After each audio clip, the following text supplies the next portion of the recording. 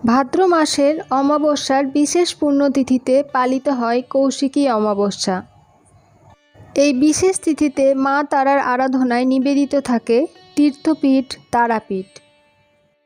দশমহাবিদ্যার অন্যতম অঙ্গ হল আদ্যাশক্তি, আর সেই আদ্যাশক্তির আরাধনার ক্ষেত্রে এই তিথি খুবই তাৎপর্যপূর্ণ।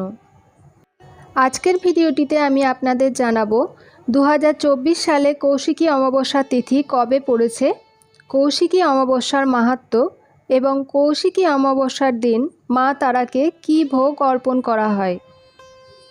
কৌশিকী অমাবস্যায় তারাপীঠ সহ অসংখ্য মন্দিরে মা পুজো পান দেবী কৌশিকী রূপে। ভাদ্র মাসের এই বিশেষ অমাবস্যা তিথিতে দেবীর পুজো করলে সাধকের কুলকুণ্ডলিনী চক্র জেগে ওঠে, ভক্তদের মনোবাসনা পূর্ণ হয়, শত্রু নাশ হয়,